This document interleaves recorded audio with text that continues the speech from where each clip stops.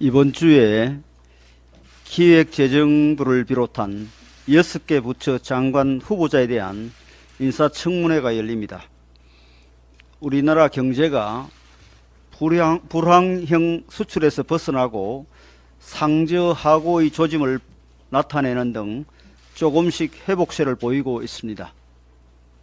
이러한 경제 회복세를 확실히 하고 민생을 개선하기 위해서는 이번에 개편된 내각이 가능한 빨리 안정될 필요가 있습니다.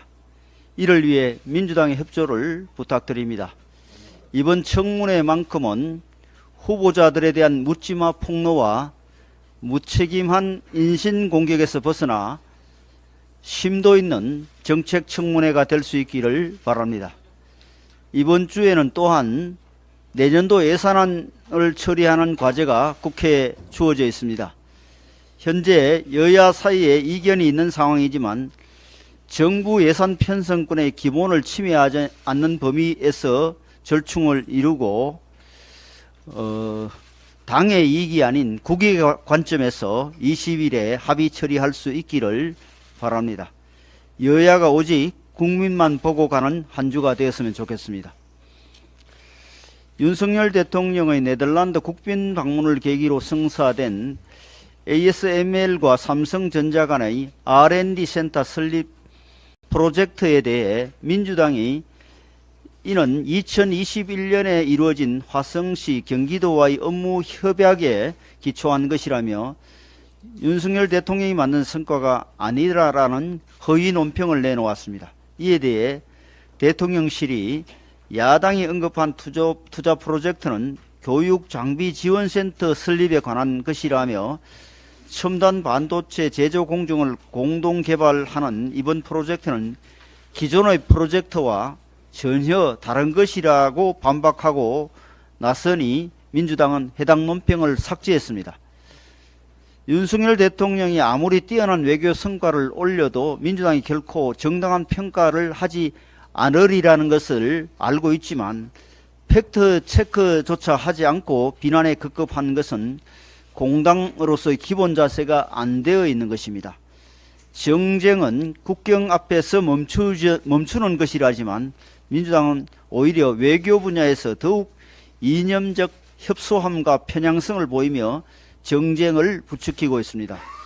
올해만 해도 지난 4월 29일 한미 정상회담에서 채택한 워싱턴 선언과 관련해 핵 협의그룹의 출범을 포함한 그 역사적 성과를 폄훼하면서 사실상의 핵 공유라는 의미 부여에 대해 대국민 사기극이라는 비난을 한 적이 있습니다. 그러면서 이 선언이 2021년 한미 정상회담에서 진전된 것이 없으며 기존 미국의 핵우산 정책과 크게 달라진 게 없다고 주장했습니다. 그런데 한미 양국은 지난 15일 제2차 핵협의그룹 회의를 열고 내년 6월까지 북한의 핵 공격 시 공동대응에 대한 총체적 지침을 담은 핵전략기획 운용 가이드라인을 내놓기로 하는 등 북핵 대응에 있어 중대한 진전을 이루고 있습니다. 민주당은 아직도 워싱턴 선언이 기존의 핵우산 정책과 다르지 않는 것이라 생각하는지 묻고 싶습니다. 민주당은 지난 7월 15일 윤석열 대통령의 우크라이나 전격 방문에 대해서도 전쟁 불씨를 한반도에 불러들인다느니 러시아를 상대로 전쟁을 불사하겠다는 선포라느니 하는 등의 그거를 서슴지 않았습니다. 거의 모든 주요 국가들이 인류의 보편적 가치에 따라 침략국 러시아를 비판하고 우크라이나에 다양한 물질적 인도적 지원을 하고 있는 터에 대한민국 제1야당인 민주당만이 힘에 의한 현상 변경을 시도하는 나라를 편들고 있습니다. 1980년대 운동권이 갖고 있었던 친소 친중 의식이 여전히 민주당의 사고를 지배하고 있는 것 아닌지 심히 우려스럽습니다.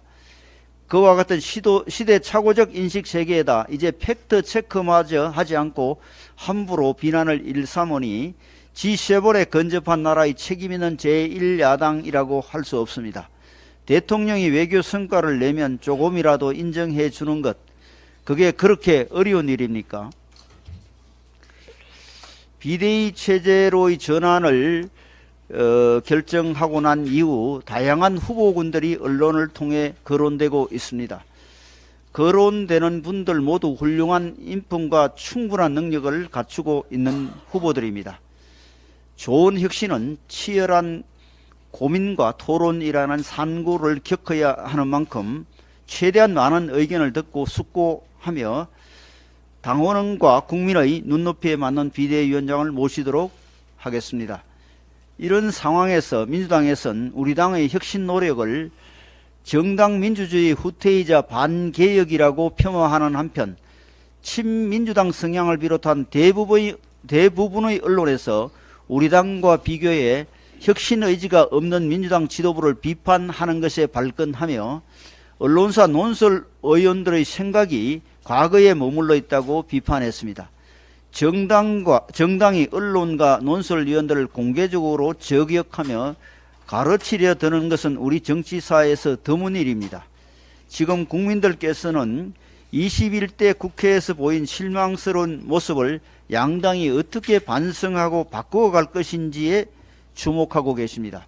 우리 당도 쉽지는 않지만 국민의 비판을 겸허히 수용하며 선당 후사에 따른 희생을 바탕으로 혁신의 길을 걸어 나가겠습니다. 그러나 민주당은 스스로 혁신할 방안을 마련하는 대신에 우리 당의 노력을 평가절하하는 데만 몰두하고 있는데 이는 혁신 경쟁에서 뒤처지고 있다는 사실을 감추기 위한 방어적 태도에 불과합니다. 민주당이 변화를 요구하는 언론을 비난하고 변화하고자 하는 상대당의 발목을 잡는 것이 누가 못하나 싸움을 계속 하자는 뜻이라면 우리 국민의힘은 이에 응할 생각이 없음을 분명히 밝힙니다. 민주당은 분출하는 혁신 요구마저 여당 탓, 언론 탓으로 듣고 넘어가겠다는 생각을 버리고 꼼수 대신 행동으로 혁신의 진정성을 입증해 주시기 바랍니다.